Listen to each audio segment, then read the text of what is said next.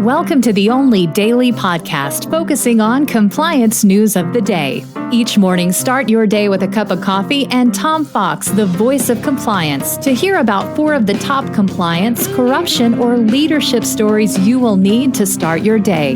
The Daily Compliance News is a production of the Compliance Podcast Network. First, a word from our sponsor.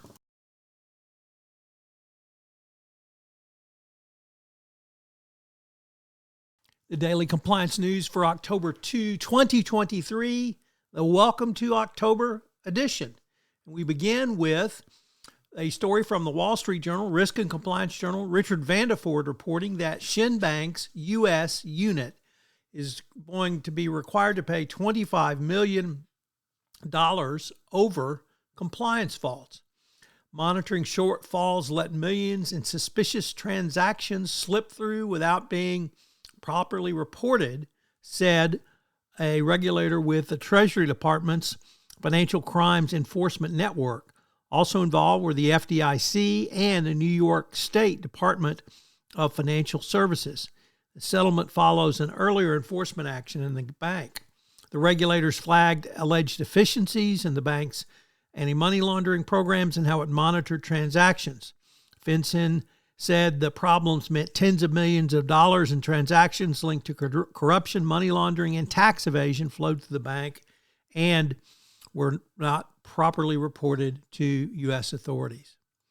Next up, also from the Wall Street Journal, the firm D.E. Shaw agreed to pay $10 million to settle the hedge fund's employment agreement and separation releases with employees had pre-taliation illegal language preventing whistleblowers from coming forward.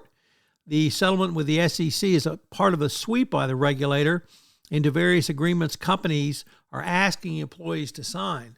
The hedge fund giant with $109 billion in assets under management required new employees to sign employment agreements prohibiting the disclosure to anyone outside the company of confidential information, which could be damaging to the firm, unless the disclosure was authorized by Shaw or required by a court order. Clearly, this is illegal, and clearly D.E. Shaw knew what they were doing. Next up, we have 2 FCPA enforcement actions. Given the dearth of FCPA enforcement actions in 2023, always news. The first one is Clear Channel Communication paid $26.1 million to settle China FCPA violations. They were charged by the SEC for violating anti-bribery record-keeping and internal controls provisions.